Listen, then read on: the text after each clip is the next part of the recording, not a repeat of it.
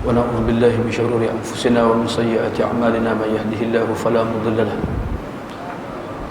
ومن يضلله فلا هادي له وأشهد أن لا إله إلا الله وحده لا شريك له وأشهد أن محمدا عبده ورسوله اللهم صل وسلم عليه وعلى آله وأصحابه. السلام عليكم ورحمة الله وبركاته. Malam ni malam last kita baca hadis-hadis Bulughul Maram yang berkait tentang hukum berpuasa. Minggu lepas kita baca tentang perkara-perkara yang makruh dilakukan pada bulan puasa atau waktu kita berpuasa, Ramadan khususnya. Antaranya makruhnya iaitu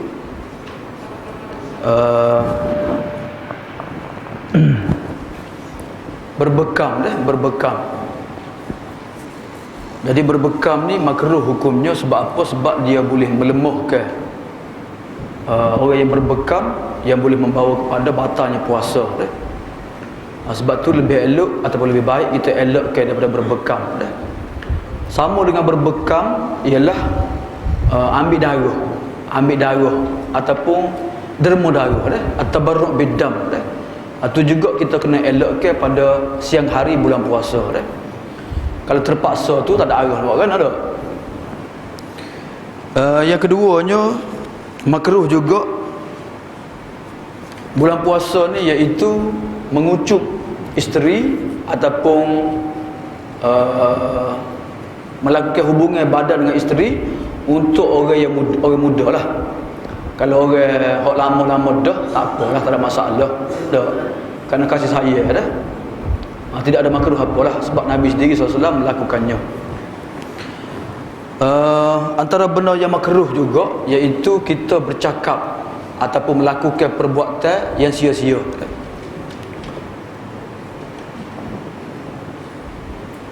Berbohong ke, mengumpat ke dah. Makruh ni maksudnya bukan maksudnya makruh boleh buat haram asalnya dah, tapi maksudnya puasa kita tu kurang pahala dengan sebab kita melakukan maksiat ataupun melakukan kesalahan dari segi ucapan ataupun pertuturan kita. Dan yang akhir sekalinya iaitu kita sambung puasa sambung puasa 2 hari berturut-turut dipanggil wisal itu juga makruh bahkan setengah ulama kata haram sambung puasa ni. Jadi malam ni kita kena pecut sikit dah, speed sikit sebab nak habis juga. Habis pun sekat habis lah. Tak habis juga kan, sekata lah. Tajuk malam ni makan dan minum kerana lupa dah. Muka surat 315, hadis yang ke-991. Cuma nak rakyat sikit lah. Nama kita tengok pelik ke kawan ustaz pakai seluar malam ni. Kita mari Terengganu lagi ni baru siapa? Tu 12.30 Saadi nak pergi sembahyang jenazah Datuk ABC Abu Bakar Cik, Ustaz Abu Bakar Cik dah. Ustaz Abu Bakar Cik ni amo kenal lama dah. Sebelum amo pergi Pakistan kenal dah dia. Dia mari program sini, amo pergi ke Terengganu sendiri banyak kali lah di muktamar semua sekali, banyak kali bertemu dia. Dan antara tokoh yang aku kagumi ni, ahli politik ni dia lah, tokoh tarbiyah. Antara orang yang kita kagumi lah, daripada Harun Tayyib, daripada Teguh Jadi, dia lah antara tokoh di Terengganu ni. Orang hebat lah, memang hebat sungguh lah. Jadi kita tebing pergi jugalah, walaupun jauh sikit kita pergi juga. Jadi semaya jenazah saat ni pukul 5 asal saat ni, pukul 5 suku botol balik. Tak dia nak klik rumah tukar jubah apa pakai gini mohon. Kan tu. Kalau tak ngajar kau nyanyi dak. Aku tak ngajar jugalah. Muka last kan hari ni. Okey, hadisnya an Abi Hurairah radhiyallahu anhu qala Rasulullah sallallahu alaihi wasallam man nasiya wa huwa shaimun fa akala aw shariba falyutimma shaumahu fa innama at'amahu rabbuhu wa saqah. Fa innama at'amahu Allah wa saqah. Hadisnya riwayat daripada Abu Hurairah radhiyallahu anhu. Dia berkata, sabda Rasulullah sallallahu alaihi wasallam, sesiapa yang berpuasa Sesiapa yang terlupa ketika mana dia berpuasa, sehingga lalu dia makan ataupun dia minum dan kadang lupa maka jawabnya falyutimma saumahu. Puasa dia tidak batal dia boleh meneruskan puasanya, sempurnakan puasanya. Kenapa? Kerana makan dalam keadaan terlupa tu sebenarnya fa innama at'amahu Allah wa saqah. Allah yang bagi makan dan Allah yang bagi minum kepadanya. Hukum yang boleh kita istinbat atau buat keluar daripada hadis ni, makan ataupun minum ataupun melakukan perbuatan yang membatalkan puasa dan kalau tak sengaja terlupa, maka hukumnya tidak batal. Tidak batalnya seseorang jika sekiranya dia terbuat sesuatu dan kadang lupa, tak sengaja maka tak batal. Dia makan ke, dia minum ke, maka tak batal. Kalau jimuk tu sebut depan ni jimuk batal tak batal depan ni Jadi makan tu banyak ke sikit ke, makan gapo, makan nasi ke, makan kuih ke, tak batal berlaku jika sekiranya dia buat tu tak sengaja dan terlupa. Dalam hadis ni menunjukkan bahawasanya kita kena amanah dengan ibadat kita ni. Dalam hadis lain, Nabi SAW percaya, dia beri kepercayaan kepada orang perempuan tentang hak ehwal diri dia. Nabi tanya orang perempuan tu, mari hik berapa kali dah? Berapa kali suci dah? Maksudnya seseorang tu kena amanah terhadap diri dia. Suci ke, bersih ke, lupa ke, sengaja ke dia buat dah. Jadi kalau orang tu memang betul-betul lupa, hari pertama puasa tak ingat dah, bangun-bangun pagi makan dah, terlupa, maka hak dia makan tu, kalau dia niat dah puasa semalam, maka sah puasanya, tak perlu dia qada, dia teruskan puasanya dah, walaupun selepas makan minum pun dah. Jadi selain daripada tak batal puasa orang hak makan terlupa, tak sengaja, maka seseorang tu kena amanah dalam ibadatnya kepada Allah Subhanahu Wa Taala dah. Sebab sengaja tak sengaja kita yang tahunya, orang tak tahu. Orang tak tahu sengaja tak sengaja ni. Kita depan dengan sayang kita makan buang. Terlupa. Dah. Ataupun kita makan. Lepas pada makan, terlupa makan. Dah sengaja. Dah. Jadi lepas pada makan minum baru dia kata, terlupa lah. Dah dia tengah makan dia ingat dah. Jadi tu amanah lah tu. Tidak amanah dah. Jadi dia dengan Tuhan. Dia dengan Tuhan dah. Jadi tidak batal puasa orang yang makan dan minum ataupun melakukan perkara-perkara yang batalkan puasa dengan tidak sengaja ataupun terlupa. Walil hakim man aftara fi ramadhana nasiyan fala qada'a alaih wala kafarata wa huwa sahihun. Mengikut riwayat Al-Hakim sedikit perbezaan dan penambahan, sesiapa yang berbuka pada bulan Ramadan dan kadang terlupa, maka tak perlu qada, tidak ada kewajipan qada ke atasnya. Dia tak perlu juga bayar kifarah. Ni riwayat tambahan dari Hakim ni, gapo dia perbezaan dengan riwayat yang pertama dah. Yang pertama hak atas tu sebut makan minum. Hak kedua ni sebut sesiapa yang berbuka. Maksudnya bukan terhad pada makan minum saja. Apa-apa sahaja perbuatan yang boleh menyebabkan batal puasa, dia buat dia terlupa, maka tak batal puasanya. Termasuk jimuk juga lah. Kalau kita terlupa, kita pun tidur dengan bini kita lepas pada subuh, pagi-pagi dah. Mungkin tak ada kicoti hari tu, kita pun tidur dengan bini kita. Puasa hari ni. Dah. Maka tak batal juga. Sebab Nabi sebut man aftara. Aftara ni makan, minum dan jimuk sekali lah. Termasuk juga dah. Yang keduanya, dalam hadis Nabi sebut fala qada'a alaihi wala kafarata. Qada pun tak perlu, bayar kifarat pun tak perlu juga. Dua-dua tak perlu dah. Kita hanya perlu menyempurnakan puasa kita sahaja dah.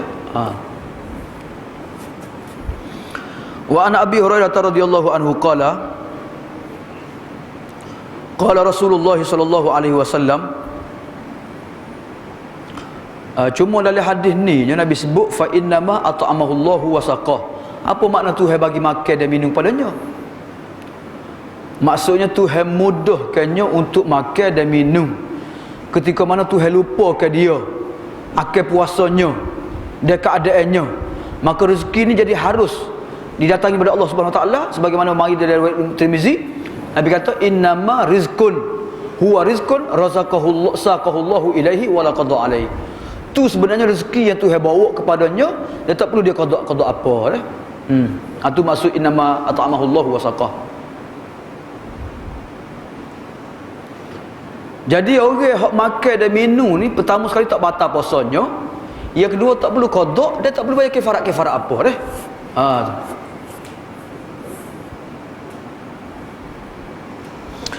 Wa an Abi Hurairah radhiyallahu anhu qala Rasulullah sallallahu alaihi wasallam, man zara'ahu al-qai'u fala qada'a alaihi wa man istaqa'a fa alaihi al-qada'u.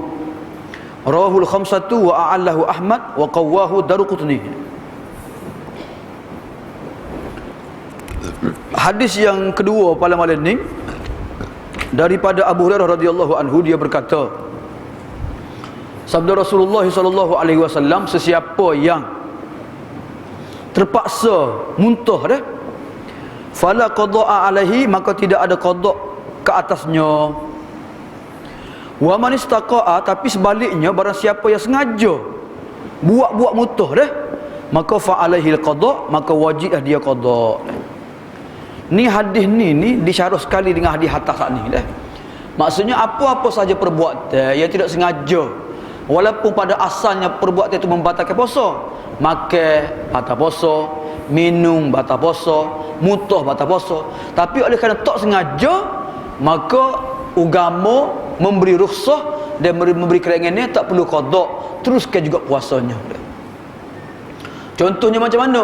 Kita lalu ke depan tu sapuh dah, ataupun kita naik motor tu sapuh PKB lalu, wah bau busuk, kita tak boleh menambah busuk dah, ataupun uat motor termuntah dah, maka termuntah kerana bau busuk tu, maka tak perlu qada dah, tak wajib qada dah. Sebab apa? Sebab tak batal pun puasa kita, tak batal pun dah. Sebab bukan sengaja kita muntah dah. Ada orang sengaja muntah ni.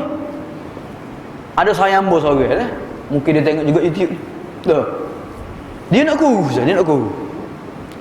pertama dia tak makan nasi, banyak tahun tak makan nasi, 2 tahun 3 tahun dah. Yang kedua, lepas dia makan dia muntah balik, dia jolok mulut dia, muntah. Tu sengaja muntah dah tu, sebab nak jaga tubuh slim, tubuh dia tu dah. Sebenarnya dengan makanan dia tu, suplemen dia tu, dia kenyat dah, tapi dia tengok orang makan, dia makan juga dah. Dia makan tu, lepas nak makan buat muntah lah dah.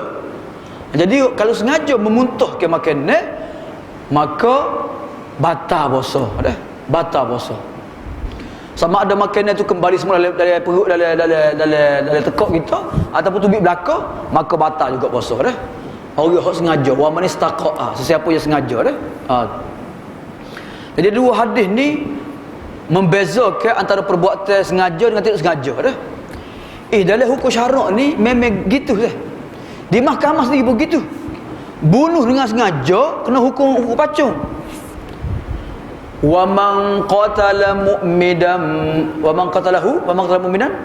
muta'ammidan fa jazaohu jahannam dah.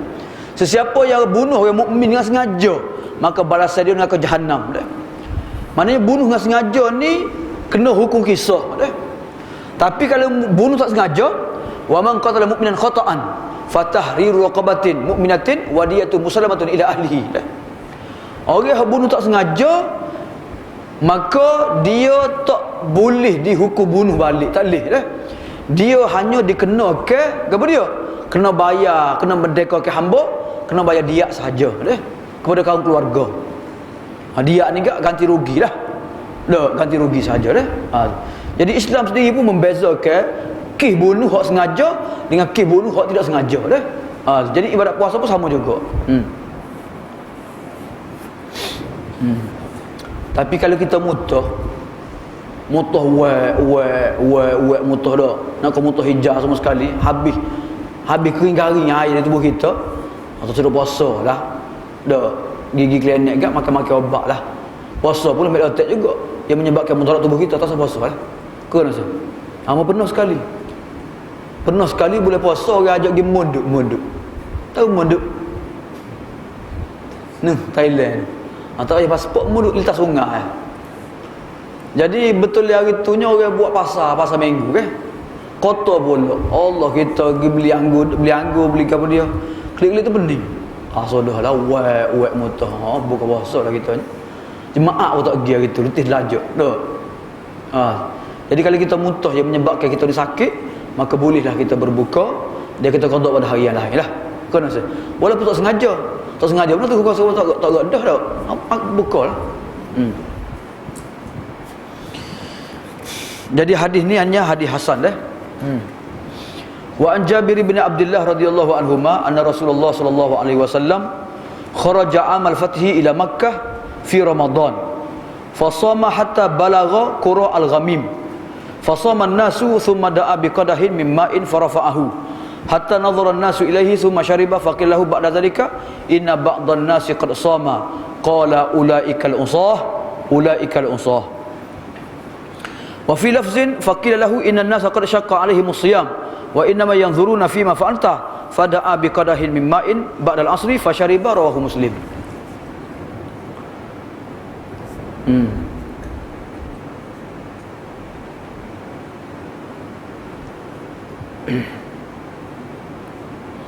Sebelum kita terjemuh ke hadis ni, kita sebut secara ringkas dulu perkara-perkara yang membatalkan puasa dah. Perkara-perkara yang membatalkan puasa, ada perkara tu diijma' ke, disepakati oleh ahli ulama, dia ada perkara yang diselisihi oleh alim ulama dah. Yang pertama batal puasa ni dah al-jima' dah. Perbuatan jima' lah. Hubungan antara suami isteri dah. Hubungan badan suami isteri, maka batal puasa dah. Dia kalau jima' ni bukan sahaja batal puasa kalau buat dengan sengaja, bahkan wajib kena qada dan wajib kena bayar kifarat sekali dah. Kifarat tu sama ada 2 bulan berturut-turut kena puasa, ataupun kena merdekakan hamba, ataupun selaginya ialah kena dia bagi makan 60 orang miskin tu kifarat dia lah. Kita sebut hadis depan ni dah.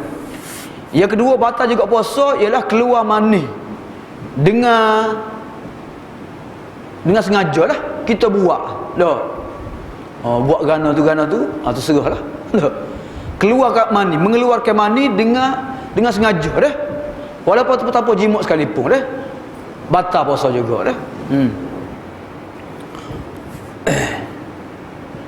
Yang ketiga al-aklu wa syurbu dah, makan dan minum dengan sengaja, termasuk juga isap rokok, batal juga puasa dah. Dia kata ayam tak makan tak batal puasa, isap rokok saja, batal juga dah.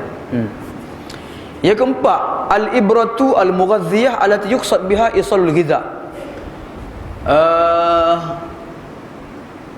memasuk ke zat makanan dari tubuh dah. Masuk ke zat makanan dah. Masuk air ke, masuk vitamin ke dari tubuh, maka batal juga puasa. Ini berkenaan dengan spital-spital lah dah. Kalau masuk air dan masuk apa dia susu ke, ataupun masuk zat-zat vitamin ke, maka tu batal puasa dah. Sebab tu ganti kepada makanan juga. Sama ada melalui roya ke hidung ke mulut ke, ataupun melalui organ ni, batal berlaku dah. Yang kelima ikhrajud dam al-kathir bil hijamah aw al-fasdi aw sahbuhu bi muba'at. Dalam mazhab Hambalinya batal juga puasa buat keluar darah yang banyak, sama ada melalui berbekam ataupun melalui derma darah dah, ataupun nak cek darah banyak keluar darah kan, maka batal juga mengikut mazhab Hambali lah. Mazhab jumhurnya tak batal dah. Jumhurnya berbekam ataupun ambil darah tak batal puasa dah. Yang keenamnya batal puasa juga ialah keluar darah haid ataupun nifas dah. Perempuan yang keluar darah haid nifas, maka batal puasanya dah. Yang ketujuh batal juga puasa memasukkan darah pada tubuh dah. Masuk darah. Kalau ini acidic, tak cukup darah, maka orang pun masuk darah dia, masuk darah tambah haid lah darah dia, batal puasa juga dah. Hakun dam dah. Dan yang akhir sekalinya ya ta'ammudul qai', sengaja memuntahkan, sengaja muntah dah. Itu antara perkara-perkara yang batal puasa dah. Hak tak batal puasa ke dia?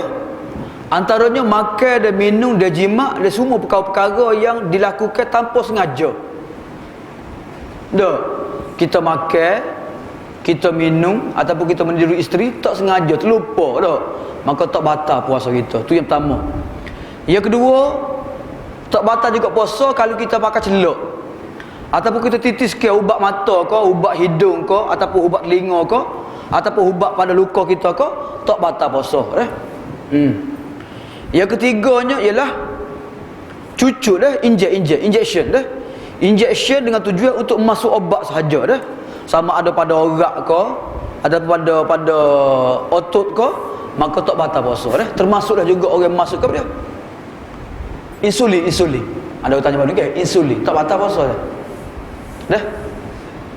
Kalau masuk obat tak batal puasa. Hak batal puasanya ialah masuk ke makanan ataupun masuk air, batal puasa lah. Kita kata-kata hak ni batal tak batal, serupa tu, dua-dua tu. Tak serupa. Dalilnya binatang berbisa ketik kita. Ular ke, jeki kala ketik kita ke, ataupun sengak kepada dia, ketik kita, batal tak puasa. Kalau kita kata ketik binatang tu batal puasa, maka injeksi batal puasa. Kau rasa? Tu ulama qiyas dengan hatu dah. Hatu. So yang keduanya kerana terpaksa masuk obat ni, kerana nak menyembuhkan penyakit, luka ke, gapo ke dah. Jadi kalau buh biuh pun tak batal puasa dah. Obat biuh pun tak batal puasa, bubuh obat pun tak batal puasa. Hak batal puasanya ialah air ataupun zat-zat vitamin yang menggantikan makanan. Hak tu batal puasa lah. Hak ni telah dibincangkan oleh ahli ulama dengan doktor-doktor pakar dah. Maksud saya nyambung lah, tanya doktor pakar lah apa dia buat gitunya. Maksudnya ulama-ulama antarabangsa dah, dia bincang dah, dia buat balik perbincangan dan dengan doktor pakar, dia buat keputusan gini dah. Maksudnya sama-sama injek ni. Yang ni pun injek, tapi injek ni batal, yang ni tak batal dah. Kemudian tak batal juga puasa ialah keluar mani ataupun mazi tanpa ikhtiar dah. Kita tidur keluar mazi ataupun keluar mani bermimpi waktu siang hari dah, tak batal puasa. Bukan kita sengaja tu. Kemudian dawa'ur rabwi bistinsyaqihi dah. Ubat lelah dah, sama ada ubat lelah tak bawah lidah ke ataupun kau dia panggil kau dia panggil spray dia panggil dah inhaler dah. Kamu tukar inhaler dengan spekal. Inhaler kot dah. Inhaler kot tu. Ni inhaler dah. Tak batal dah. Sebab apa? Sebab inhaler ni berapa peratus saja cair tu? 97%, 98% tu udara sahaja. Kalau kita kata tu batal, kalau kita ngadak ekor dah, ekor ni dia ada cair-cair juga tu, pas sejuk batal pasal kita. Kita ngaji sains ke dalam oksigen ni pada air juga. Dah, khususnya waktu pagi. Kita bawa motor ke, kabuh ke, ada air tu. Kalau masuk telinga kita, masuk dalam hidung kita, masuk dalam mulut kita, batal puasa. Jadi oleh kerana inhaler tu udara je banyaknya, air tu sikit air tu, maka tak batal puasa dah. Tak batal puasa. Itu perkara-perkara yang dibincangkan oleh ahli ulama yang menunjukkan tak batalnya puasa dah. Okey, kita pergi lagi dah hadis seterusnya. Hadis seterusnya ni nak bincangkan berkenaan dengan hukum berpuasa ataupun berbuka ketika musafir dah. Hukum harusnya berbuka puasa untuk orang musafir. Yang keduanya, mana lebih afdal, kita berbuka ketika musafir ataupun kita teruskan berpuasa dah. Okey, hadisnya daripada Jabir bin Abdullah radhiyallahu anhuma, bahawa Rasulullah sallallahu alaihi wasallam keluar pada tahun penaklukan Mekah dah. Nabi keluar ke Mekah dah pada bulan Ramadan. Maka Nabi berpuasa, start dari Madinah Nabi puasa sehingga sampai tempat Qura'ul Ghamim dah. Qura'ul Ghamim nama tempat dah.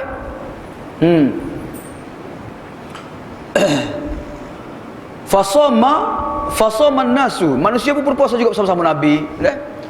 Kemudian lepas pada asar, Nabi pun minta orang mai bekah air dah. Air sebekah, Nabi pun angkat tinggi, Nabi pun minum air tu dah. Gok-gok minum air dah. Sehingga manusia pakat tengok belakang Nabi SAW dah. Katanya Nabi minum air ni atas hutan dia. Atau hutan tu tinggi dah, orang tak pakai nampak belakang lah. Jadi Nabi sengaja minum air waktu duduk atas unta dah. Thumma syariba, dan Nabi minum lagi. Maka orang pun wayak Nabi masih ada lagi sebahagian manusia yang masih berpuasa dah. Nabi pun kata, mereka itu orang-orang yang derhaka dah. Ulaikal usatu, mereka itu orang-orang yang derhaka. 2 kali Nabi ulang dah. Dalam riwayat bawah tu, dalam lafaz yang lain, maka dikatakan Nabi, wahai Nabi, sesungguh manusia tu hak benar dah puasa tu, menyebabkan mereka letih benar dah, rebah dah, nak pasal belakang dah. Maka Nabi pun cepat-cepat suruh orang bawa air, dan Nabi pun minum air supaya manusia tu ramai lihat belakang. Dah. Maka Nabi minum air lepas pada asar. Maka bila orang ripuk Nabi ada puasa lagi, Nabi kata mereka tu derhaka dah. Hadis riwayat Muslim. Okey, hadis ni dah yang pertama sekali, hadis ni menunjukkan bahawasanya orang yang bermusafir boleh berbuka dah. Sama ada nak berbuka pada awal siang hari ke, lepas zuhur ke, lepas asar dah. Sejak 2 jam lagi rugi dah buka kak. Boleh nak berbuka kata cekak kak, boleh berbuka dah. So, yang keduanya, kalau jika sekiranya musafir, dan musafir tu menyebabkan kita ni letih dah, dan kita ni menyebabkan tak boleh konsentrate dalam perjalanan kita, maka lebih baik berbuka. Bahkan kadang-kadang wajib berbuka. Sebab tu Datuk Mazhar dia fatwa kan, waktu jadi mufti pelih kan, dia suruh, dia kata boleh babah ni buka puasa walaupun terik dia hari-hari sekalipun. Sebab apa? Sebab lebih membahayakan orang lain. Kalau babah puasa, dia tak cekak, dia ngatuk, kalau accident habis mati belakang dapat tabah. Dah. Jadi bagi orang babah untuk mengelakkan dia mengantuk, untuk mengelakkan daripada dia letih semua sekali, maka lebih baik dia berbuka. Bahkan kalau nak membantu dia, dia beri tumpuan waktu dia bak, maka afdal dia berbuka lagi. Dah. Sebab mengantuk ni atau letih ni boleh bawa kepada accident dan sebagainya lah. Jadi Nabi buat ni, Nabi sengaja minum, dan Nabi akak tinggi ni, Nabi nak tunjuk kepada sahabat-sahabat lah. Dah. Kadang-kadang kita royak saja, kita tak sepakar, kita buat sendiri. Barulah orang pakar dah. Dari segi pelaksanaan, kita royak ada sunnah gini. Tapi saya buat tak pandai dia buat juga. Kita buat sendiri. Ni cara dia dah. Sekali tak ada lagi, buat 2 kali, buat 3 kali dah. Barulah orang faham dah. Jadi Nabi satu tunjuk pada sahabat-sahabat secara praktikal. Dah. Bukan saya Nabi royak, Nabi buat sendiri dah. Jadi buat sendiri ni lebih meyakinkan, sebab orang tengok, orang dengar dah. Wa an Abi Hamzah, wa an Hamzah bin Amru al-Aslami radhiyallahu anhu annahu qala ya Rasulullah ajidu bi quwwatan ala siyami fi safar fa hal alayya junahun faqala Rasulullah sallallahu alaihi wasallam hiya rukhsatun min Allah faman akhadha biha fa hasanun wa man ahabba an yasuma fala junaha alaihi. Rawahu Muslim wa asluhu fil muttafaqi min hadits Aisyah anna Hamzah bin Amru sa'ala. Hadis seterusnya daripada Hamzah bin Amru al-Aslami radhiyallahu anhu, bahawasanya dia bertanya, wahai Rasulullah, sesungguhnya aku ni mampu untuk berpuasa ketika musafir. Dia aku ni memang musafir semua, tiap hari musafir dah. Musafir hari ni, esok Sabah, lusa musafir pula daripada sana, klik Madinah pula, pas musafir pula dah. Gimari-gimari dah, terik ada sama terik dah. Munggu syarikat banyak. Dia kalau puasa di sini dah. Jadi nak jenguk pada anak buah lah, gimari dah. Jadi macam mana ni? Boleh ke tidak aku berpuasa dah? Maka fahal alayya junahun, dosa ke tidak kalau aku berpuasa juga? Maka Nabi menjawab, sebenarnya berbuka ketika musafir itu rukhsah daripada Allah, kelonggaran daripada Allah. Jadi sesiapa yang mengambil rukhsah itu, maka lebih baik baginya. Fahasanun. Sesiapa yang suka untuk berpuasa juga, maka tak ada dosa kat atasnya, tak ada masalah, boleh puasa dah. Hadis riwayat Muslim, dia asalnya hadis ni adalah hadis Bukhari dan Muslim, daripada hadis Aisyah. Hamzah bertanya dah.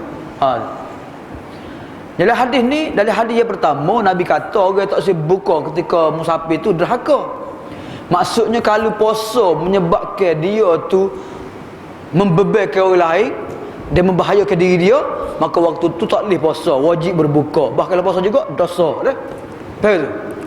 Yang kedua, kalaulah dia puasa dia berbuka tu sama saja, dia mampu, dia kadang stabil dia berpuasa, maka dibolehkan dah. Nak berbuka pun tak apa, tak usah berbuka pun tak apa dah. Tapi kalau ikut hadis ni, afdalnya berbuka. Sebab rukhsah-rukhsah ni Tuhan sedekah. Maka lebih baik kita mengambil sedekah, terima sedekah yang Tuhan bagi dah. Wa an Ibn Abbas radhiyallahu anhuma qala rukhisa li syaikhil kabiri an yuftira wa yut'ima an kulli yawmin miskina wa la qada'a alayh. Rawahu Daruqutni wal Hakim wa sahahahu. Okey, selain daripada orang musafir, dia harus berbuka, harus juga berbuka kepada orang sakit, dah. فَمَنْ كَانَ مِنْكُمْ مَرِيضًا أَوْ عَلَى سَفَرٍ فَعِدَّةٌ مِنْ أَيَّامٍ أُخَرَ يُرِيدُ اللَّهُ بِكُمُ الْيُسْرَ وَلَا يُرِيدُ بِكُمُ الْعُسْرَ وَلِتُكْمِلُوا الْعِدَّةَ وَلِتُكَبِّرُوا اللَّهَ عَلَى مَا هَدَاكُمْ وَلَعَلَّكُمْ تَشْكُرُونَ. Maka sesiapa yang sakit di kalangan kamu atau bermusafir, maka bolehlah dia berbuka, maka hendaklah dia menggantikan pada hari lain. Fa'iddatum min ayyamin ukhar. Fa'iddatum min ayyamin ukhar tu jawab kepada faman kana minkum maridan. Asal dianya faman kana minkum maridan aw ala safarin fayajuzu lahu al-iftar. Dah. Falyaqdi iddatan min ayyamin ukhar. Asalnya gitu dah. Tapi tu sebut rekah. Fa'iddatu min ayyamin ukhar. Ni orang ngaji terjemah Quran, orang ngaji tafsir Quran, orang ngaji bahasa Arab dia faham lah. Maksudnya kalau terjemah harfiah tu tak faham ayat tu. Maksudnya orang yang sakit, orang yang musafir boleh berbuka. Maka hendaklah dia mengqadakkan pada hari-hari lahir mengikut bilangan hari dia berpuasa. Kalau dia buka puasa 5 hari, 5 hari qada. Kalau 10 hari, 10 hari lah. Tu dah. Jadi harus berbuka ni yang pertamanya hadis ni lah. Orang yang bermusafir. Yang keduanya ialah orang tua, laki-laki atau perempuan yang tak larat berpuasa, ataupun orang tua hak sakit, ataupun orang muda orang sakit, dah pun boleh berbuka juga. Dalil daripada Ibn Abbas radhiyallahu anhuma, dia berkata rukhisa li syaikhil kabiri, diberi kelonggaran kepada laki-laki yang tua untuk berbuka, tapi dia kena bayar fidyah, bagi makan setiap hari seorang miskin, dah. Wala qada'a alaihi, dia tak perlu dia qada', dah. Maksudnya bukan laki-laki tua saja, perempuan tua juga termasuk, dah. Jadi mana-mana orang tua kita yang memang tak mampu berpuasa, dah, tak mampu berpuasa, maka bagi mereka ni tak perlu puasa, tak perlu qada', mereka hanya perlu bayar fidyah saja, dah. Mana anak lagi bayar fidyahnya? Okey, mak ayah kita pula bayar fidyah. Kerana Ustaz, anak cucu lah harta sakon nak fidyah tak bayar. Kok mana tu? Kerana Ustaz. Jadi fidyahnya ialah secupuk berah. Dah. Secupuk berah. Secupuk berah ni berapa? Pula dah tanya dah. Ustaz bak jawab dah. Ustaz Jah tanya, Ustaz bak jawab dah. Dekat-dekat takriban sekilo lah. 9 poin lebih lah sekilo. Dekat-dekat sekilo lah. Sekilo lalu dah mudah sikit. Mudah nak kira dah. Kalau 30 hari tinggal 30 kilo. Beli segun ni beras. Dah. Buat lagi dah ada hadis. Dah. Dah boleh makan. Teh sebulan. Tak teh sebulan 2 minggu habis. Seminggu habis.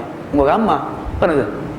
Jadi untuk orang yang tidak mampu untuk berpuasa, orang tua lah khususnya, ataupun orang yang sakit berterusan, dia muda lagi sakit berterusan, memang hari biasa tak boleh puasa. So hari Ramadan dah. Maka orang itu pun sama juga dah. Sama juga, iaitu dia tak perlu qada', dia hanya bayar fidyah saja. Tapi kalau kita sakit, kita masih muda, kita kuat, tapi cuma sakit sehari 2 hari atau musafir sehari 2 hari, maka tak boleh bayar fidyah. Kita nak qada' dah. Fa'iddatu min ayyamin ukhra. Qada' pada hari yang lain dah.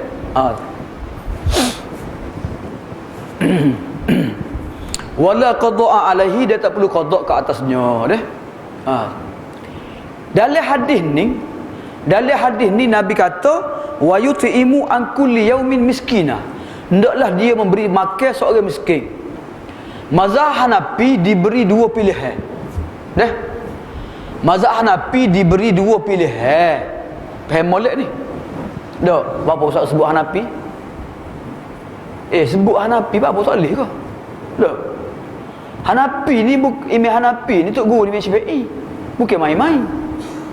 Dia dalam mazhab Syafi'i pun banyak pakar fatwa mazhab Hanafi. Kena tak? Kau dah bayar teruk ke majlis tu, secupuk pitih 5 ya, 11 ya sore tu siapa tu? Main mana tu? Mazhab Hanafi tu.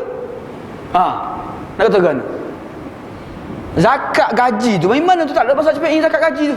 Mazhab Hanafi juga tu. Nak katakan.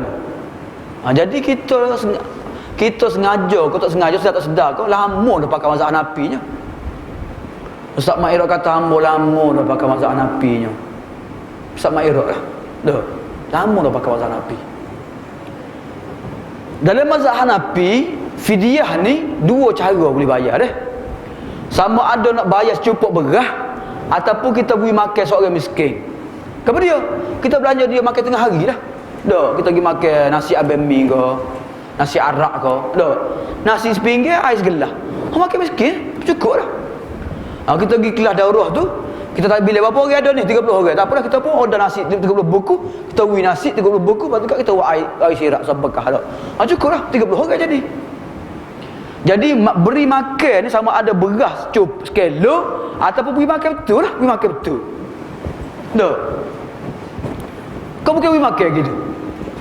Kau orang nak beras 3 ya sekilo ya, nasi 5 ya buku.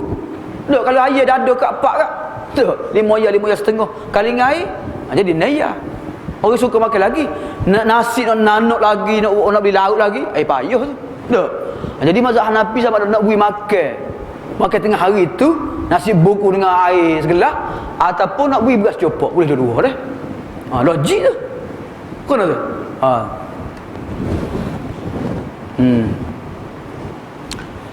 Okey, hadis seterusnya dah.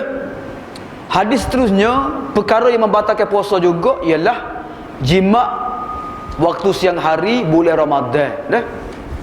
Untuk orang yang tak puasa lah. Untuk orang puasa dah. Kalau orang tu tak puasa, contoh dia bermusafir, dia pun jima', tak kena kifarat. Ataupun dia sakit, dia pun jima', tak kena kifarat juga. Sekali ni dia sihat dua-dua, bulan Ramadan, puasa dua-dua orang, tiba-tiba dah sengaja pergi jima', maka kena bayar kifarat dah. Maksudnya kifarat ni hanya perlu dibayar oleh orang yang sihat, yang wajib berpuasa, yang tidak bermusafir, tidak sakit dan tidak sengaja. Kalau dia buat juga, bayar kifarat dah. Banyak syarat dia tu. An Abi Hurairah radhiyallahu anhu qala jaa rajulun ila an-nabiy sallallahu alaihi wasallam faqala halaktu ya Rasulullah. Qala wa ma ahlakaka? Qala waqatu ala imraati fi ramadana. Qala hal tajidu ma tu'tiku raqabatan? Qala la. Qala fa hal tastati'u an tasuma syahrayn mutatabi'ain? Qala la. Qala fa hal tajidu ma tut'imu 60 miskina? Qala la. Qala thumma jalasa fa utiya an-nabi sallallahu alaihi wasallam fa bi araqin fihi tamrun fa qala tasaddaq bi hadha. Ini panjang hadis ni dah. Hadis ni panjang sikit.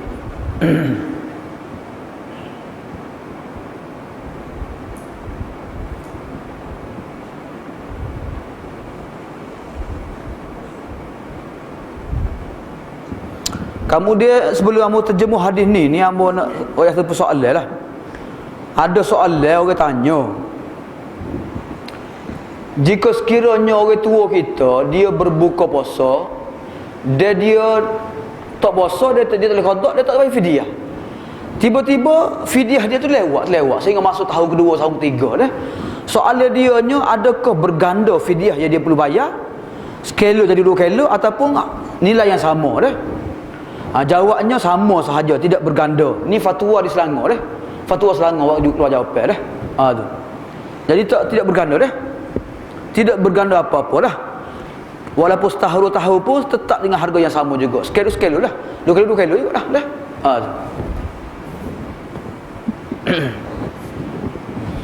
Okey, hadis dah. Hadis yang terakhir ni. Daripada Abu Hurairah radhiyallahu anhu, dia berkata, datang seorang lelaki bertanya kepada Nabi sallallahu alaihi wasallam. Dia kata, wahai Rasulullah, binasalah aku Rasulullah. Halaktu, binasalah aku wahai Rasulullah. Nabi tanya, apa yang binasa-binasa ni? Kenapa binasanya? Maka dia menjawab, waqatu ala imraati fi Ramadan. Aku telah menyetubuhi isteriku dalam bulan Ramadan.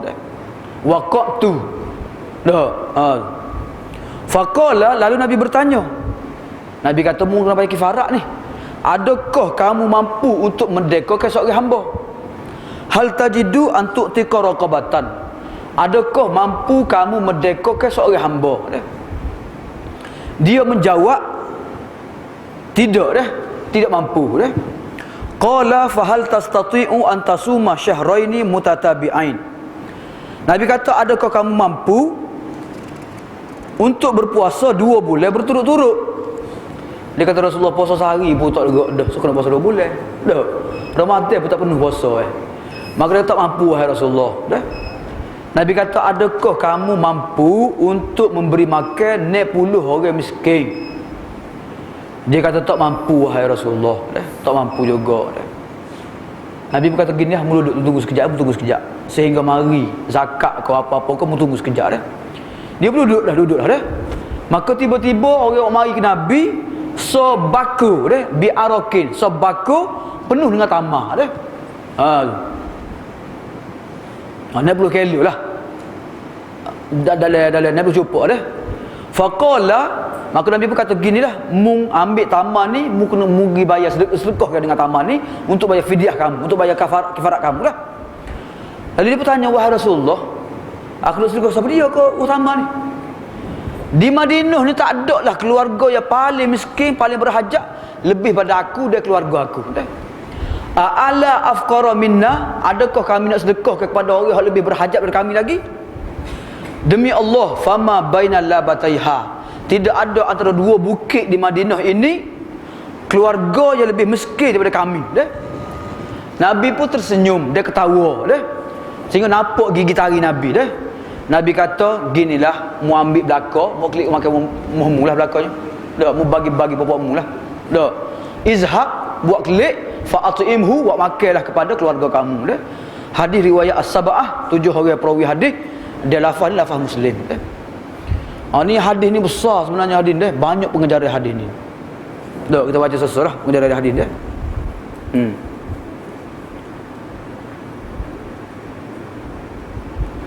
Yang pertama, lelaki yang melakukan ataupun bertanya Rasulullah tentang persetubuhan ni ialah nama dianya Salamah bin Sakhar al-Bayadi, iaitu Banu Bayadah, salah satu kabilah daripada Ansar al-Khazraj. Yang kedua, hadis ni menunjukkan bahawasanya setubuh bagi orang yang berpuasa siang hari Ramadan termasuk perkara keji yang sangat besar, yang boleh membinasakan. Nabi mengakui apa yang disebut halaktu ya Rasulullah, okey. Yang ketiga, hadis ni menunjukkan bahawasanya bersetubuh dengan sengaja ini wajib kena bayar kifarat yang amat berat mengikut tertib yang pertamanya, merdeka hamba. Kalau tak mampu merdeka hamba, puasa 2 bulan berturut-turut. Kalau tak mampu juga, barulah puasa beri makan 60 orang miskin. Dia panggil kifarat ala tertib, bukan takhir, ala tertib, mengikut tertib.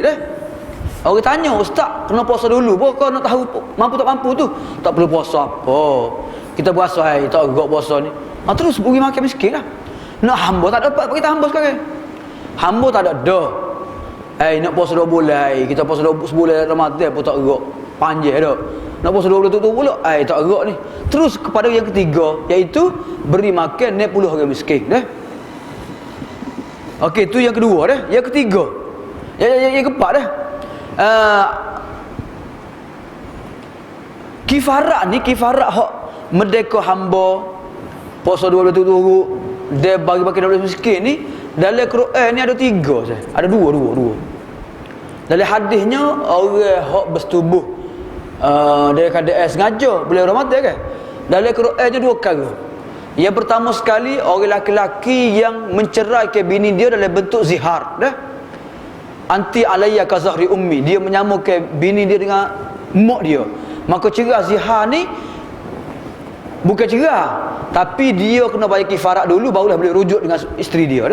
So, yang keduanya ialah orang yang bunuh tak sengaja, maka kena bayar diat kepada keluarga si mati, dia kena bayar kifarat. Kifarat ni dah sama ada merdeka hamba, sama ada puasa 20 turut ataupun sehari ke dia. Bagi makan nak belum miskin dah. Jalan ke? Bukan dah. Bukan bunuh. Orang lain ni. Afwan dah. Kesalahan ni selaginya dah melanggar sumpah. Dah. Melanggar sumpah. Kalau bunuh tak sengaja tu dua ya. Merdeka hamba so, bayar diat so. Dua tu ya. Hak tiga ni puasa bersetubuh bulan Ramadan so, yang keduanya zihar, yang ketiganya melanggar sumpah. Dah. Kalau kita sumpah nak langgar sumpah, maka kita nak bayar merdeka hamba. Tak mampu merdeka hamba, puasa 2 bulan tu tunggu. Tak mampu juga, barulah kita bagi makan dah.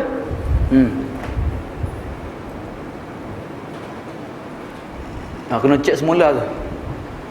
Memang puasa, memang bagi makan, tapi bukan 60 orang. Tak, mengayak jelas ke. Tak, tengok semula dah. Bukan 60 orang dah, afwan dah, bukan 60 orang. Tapi 10 orang tak silap, 10 orang saja dah.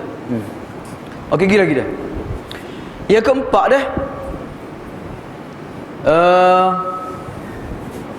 Puasa 2 bulan ni maksudnya bukan mesti start dengan 1 hari bulan sampai 30 hari bulan. Tak dah. Puasa 2 bulan ni maksudnya 30 hari dah. 30 hari berpuasa betul-betul dah. Nak start tengah kau, nak start akhir kau, nak start awal kau. Kalau start awal habis akhir. Kalau start awal pula habis akhir pula. Dah. Kalau start tengah dah. Habis tengah. Pas start tengah pula habis tengah pula. Maksudnya hak dikiranya 2 bulan. Maksudnya 60 hari. Ataupun kalau tolak 2 hari gak, berapa? 58 hari dah.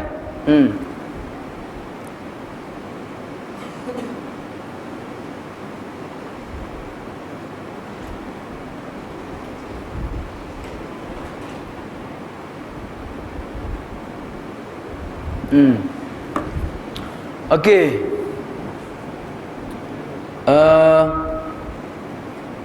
Seterusnya dalam hadis ni menunjukkan seseorang manusia itu diamanahkan ke atas ibadah yang dia lakukan dah. Tu. Sama ada ibadah tu ibadah tubuh badan ataupun ibadah harta benda dah. Dia amanah ke sana. Misalnya mampu tak merdeka hamba, tak mampu Rasulullah. Oh ya betul lah. Mampu tak puasa, tak mampu puasa Rasulullah. Dah. Mampu tak bagi-bagi miskin, makan miskin, tak mampu juga dah. Dia amanah, dia royak betul dah. Kamu dia royak dia Rasulullah, binasa dah Rasulullah, aku telah mendidik isteri aku. Dah. Jadi hadis ni menunjukkan kita kena amanah terhadap ibadat yang kita lakukan dah. Oh nak royak belaka banyak sah. Dah. Royak hak penting lah. Jadi dalam hadis ni yang penting sekalinya ialah dalam terbiah Nabi tak marah pada orang yang ngadu Nabi. Nabi kata, pandai-pandai buat, pergi bayar sendiri dah. Dah, Nabi tak marah dia. Sebab dia buat, dia sengaja, memang sengaja. Tapi dia nyesal dah, dia bertaubat dah. Jadi tak perlulah kita marah pada orang yang bertaubat dah, mengaku kesalahan mereka dah. Sepatutnya kita royak cara penyelesaian macam mana dah. Tu.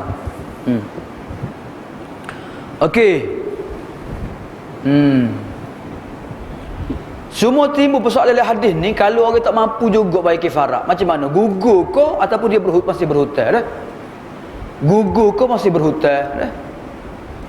Kalau berdasarkan hadis ni kena bayar juga. Sama ada kita sendiri bayar ataupun orang lain tu bayar kita dah. Kan Nabi dulu bayar bagi pihak dia, kat Arabi ni kan. Nabi dulu bayar bagi pihak dia. Nabi kata ambil hak ni mungkin bayar kifarat dah. Menunjukkan bahawasanya kalau orang lain tu bayar bagi pihak kita boleh juga dah. Dia sah juga dah. Dan yang akhir sekali lah, wallahu alam, akhir sekali hadis ni menunjukkan bahawasanya kalau keluarga kita berhak terima kifarat, maka boleh kita bayar kepada hak keluarga kita dah.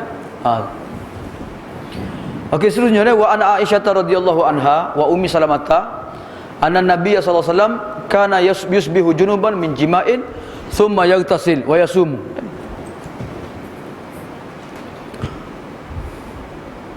Daripada Aisyah radhiyallahu anha,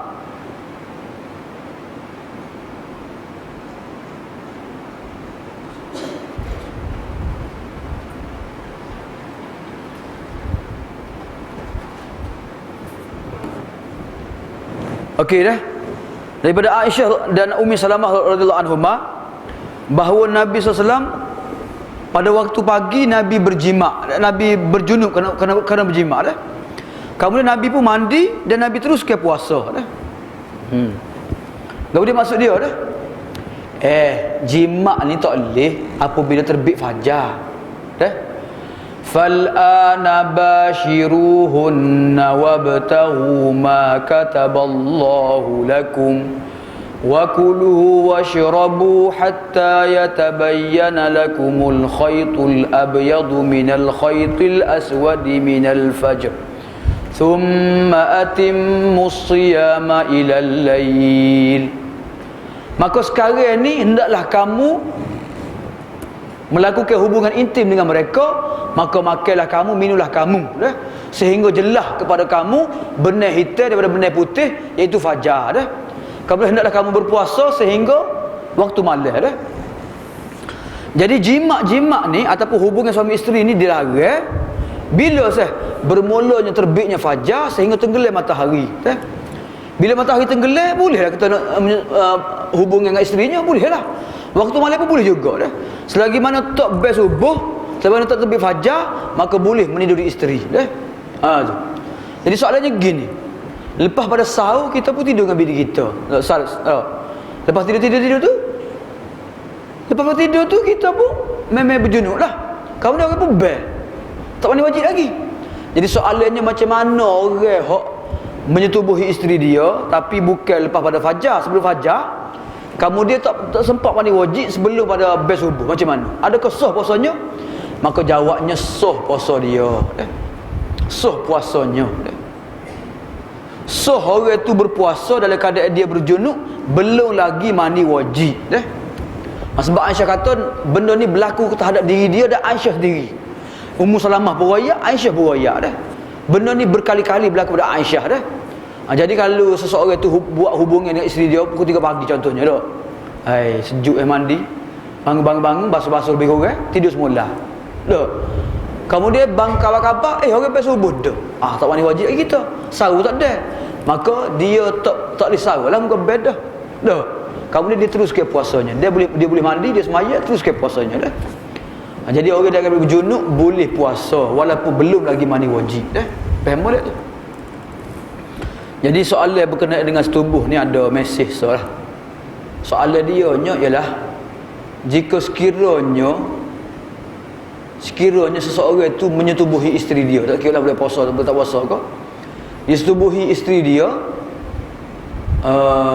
sehingga subuh lah maksudnya, dah. Kalau isteri dia tu dalam keadaan haid contohnya, dah, maka berapakah yang perlu dibayar kifaratnya, dah? Ni ada dah hadis belakang, dah. Ada hadis yang suruh bayar 1 dinar. Ada hadis yang suruh bayar separuh dinar, dah.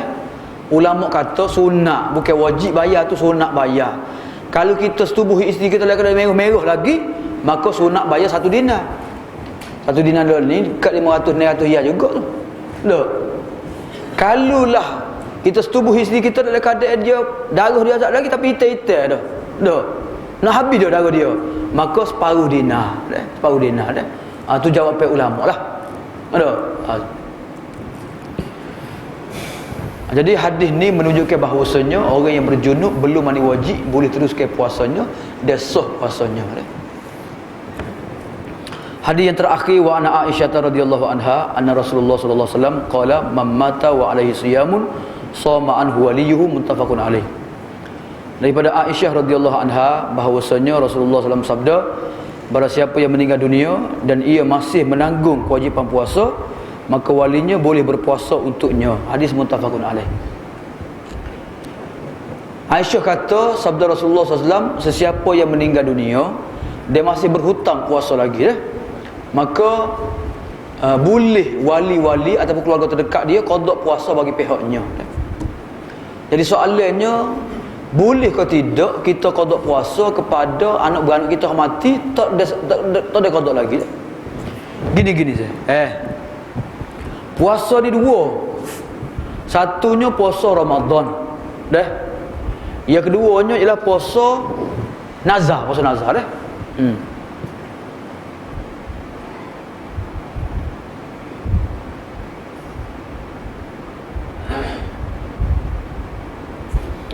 Okey.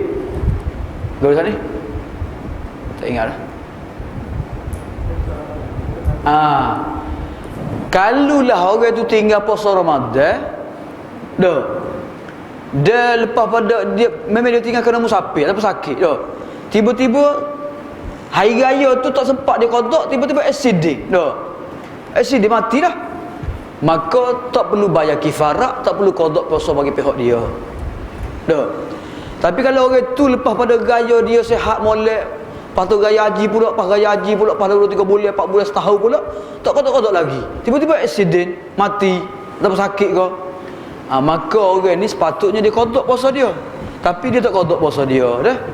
Jadi soalannya, boleh ke tidak kita qada puasa Ramadan tinggal dah?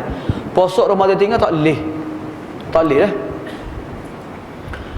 Boleh qada puasa orang lain ni hanya puasa nazar sahaja dah. Itu pendapat hak mutamak lah. Kalau mengikut mazhab Syafi'i dua-dua tak boleh. Nazar pun tak boleh, puasa Ramadan pun tak boleh.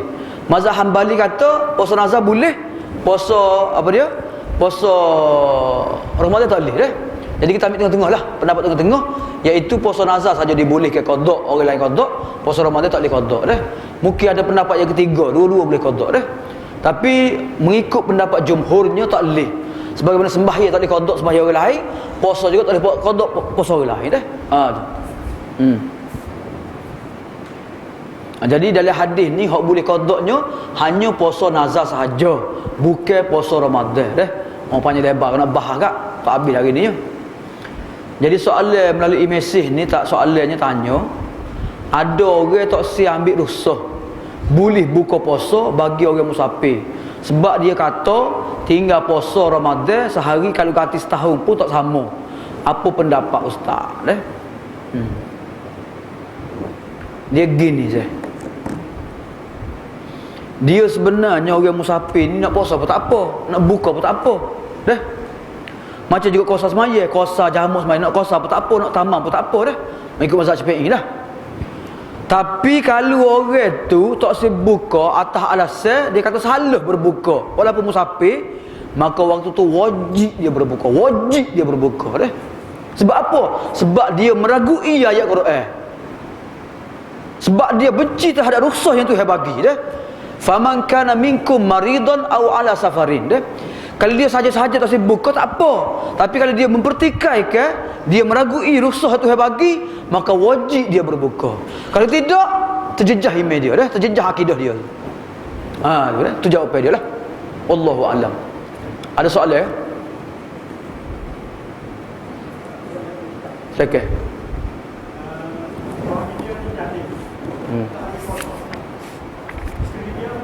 Okey.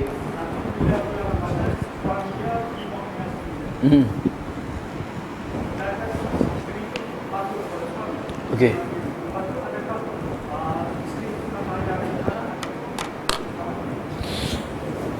Soalannya ialah suami nak menyetubuhi isteri pada siang hari bulan Ramadan. Sebab suami ni semaya beg dak, puasa dak, isteri ni semaya juga, puasa juga dah. Kalau boleh isteri tu minta dia mengelak daripada disetubuhi, dia kena lakukan sedaya upaya dia lah.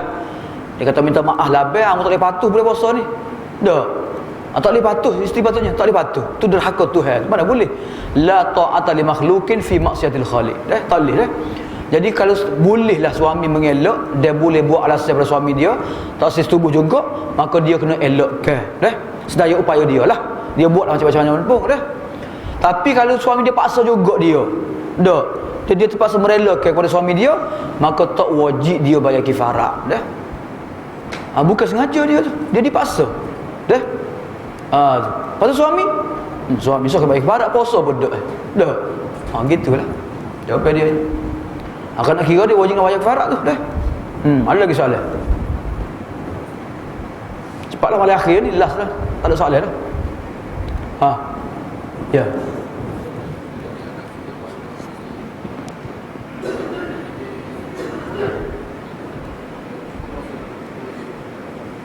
Okey.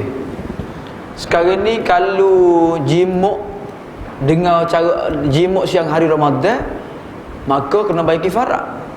Boleh ke tidak? Nafsu kuat sangat, kita makan dulu, kita batal puasa dulu, baru tu jimuk dah. Mazhab Syafi'i boleh. Mazhab Syafi'i boleh. Tapi dosa lah perbuatan dia tu. Dia batal puasa dulu, kamu ni baru boleh dijimuk dah. Maksudnya dia hanya wajib qada sahaja, tak perlu wajib kifarah dah.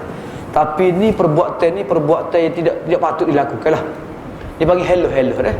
Mazhab Hanafi, mana-mana orang yang sengaja berbuka pada bulan puasa, sama ada dengan berjimuk ke, sengaja makan ke, sengaja minum ke, tak ada peluang bagi dia, kena bayar kifarat tiga-tiga. Dah. Dari segi ruh syariatnya betul mazhab Hanafi. Dah. Kalulah makan dulu baru jimuk, tak kena kifarat, mudah orang buat alasan, kita makan dulu. Kalau gini tak apa, kita pergi kita musafir ya. Kita ke musafir Terengganu tu ke? Dah. Kita gila ke Besut tu ke, kita pun sewa musafir kita ni. Kita buka puasa, kita pergi tak apa. Memang orang musafir boleh berbuka pun. Tapi dengan sengaja kita pergi batal puasa kita, bagi berjimuk pula. Mazhab Syafi'i boleh. Dari kita buka, kita boleh. Boleh tu bukan maksudnya boleh tak boleh, maksudnya tak dosa perbuatan dia tu. Tapi maksudnya tak perlu bayar kifarah. Dia hanya perlu qada sahaja dah. Dosa tu dosa dah. Jadi yang rasa kalau kita fatwa gitu kan, sudahlah orang pakai buat gitu belaka. Dah. Lebih baik pakai mazhab Hanafi dah. Dah tak boleh buat gitu dah kecuali musafir atau musakit atau tak ada arah lah. Sebab tu memang boleh lah. Wallahu alam. Ada lagi soalan? Masalah bayar dia. Dua dah meninggal. Okey. Kalau dia sehat, nanti orang dia tak puasa.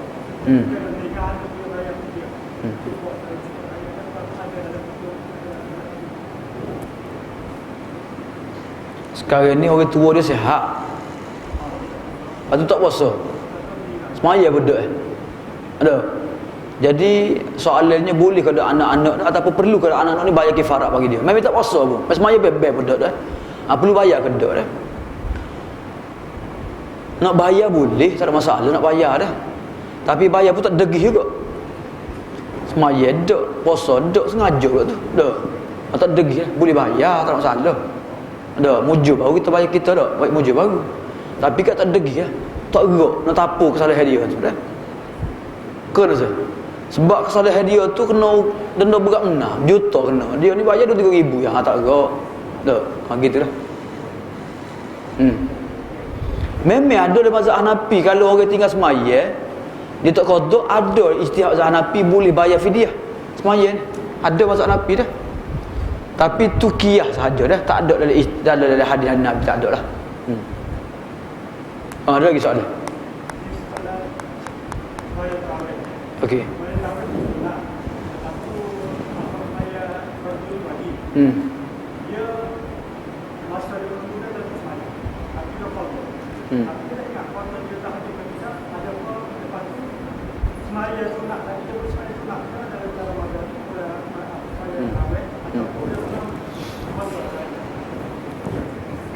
ni budaya hak ada dalam kita lah sekarang ni dah. Dia boleh lain tak semaya. Bila orang nak semaya tarawih, dia sibuklah nak qada semaya dia dah.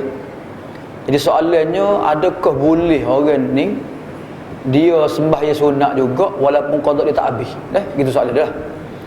Jadi ramai di kalangan ustaz-ustaz kita jawabnya tak boleh sembahyang sunat. Dak kena qada berapa habis dulu dah. Sebenarnya tidak ada dalil yang menghalang seseorang itu sembahyang sunat dah. Contoh ginilah, mudah dah. Contohnya orang tu 20 tahun tak pernah sembahyang. Kau boleh 40 baru dia taubat. Dah. Jadi 20 tahun tak sembahyang, banyak tu kena kali. Dah. Jadi adakah perlu dia qada perabi dulu baru sembahyang sunat atau macam mana dah? Sebenarnya tak boleh dia sembahyang fardu, sembahyang sunat, sembahyang fardu pun tak ada masalah, tidak ada halangan-halangan apa dah. Dia qada semaya sendiri tu pun orang pertikai dah tu. Wajib kau tak ada qada semaya tu. Mazhab Hanbali orang tinggal semaya ni kafir. Bila dia taubat dia masuk Islam semula. Jadi waktu kafir tinggal semaya tu tak perlu qada apa dah. Sebab dia masuk Islam tu dia anggap taubat dah. Fa innal islamu yajubu ma qablahu wa innat taubata yajubu ma qablaha. Dah. Bahawa Islam seseorang itu meruntuhkan semua dosa-dosa dia lepas, dia bahawasanya taubat itu meruntuhkan dosa-dosa lepas dah.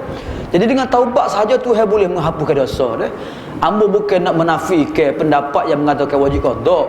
Dia nak qada selekeh lah, qada pergi masa tu, tapi ambo seorang Dah, dari amal lagi orang pergi lah. Tak wajib qada sembahyang lepas-lepas dah tu. Dah. Cumanya nak kamu semula kesalahan kita, innal hasanati yudhibna sayyiat. Kita banyakkan melakukan amalan-amalan sunat, sedekah, sembahyang sunat dan sebagainya, dan kita jaga sembahyang fardu kita dah. Hak tu lebih baik. Kita taubat sungguh-sungguh, nyesal sungguh-sungguh. Dah sudah memadai dah.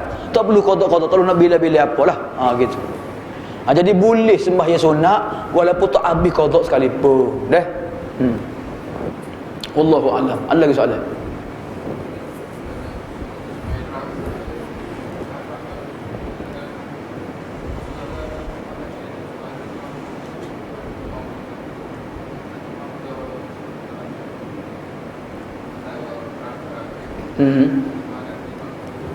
Okey, soalan dah. Dalam sembahyang tarawih ni Nabi sallallahu alaihi wasallam tengah-tengah tu. Dah? Apakah bacaan Nabi dan sahabat-sahabat antara sembahyang tarawih dengan tarawih dah? Tak ada bacaan apa. Bebaslah. Sembahyang 4 rakaat Nabi rehat.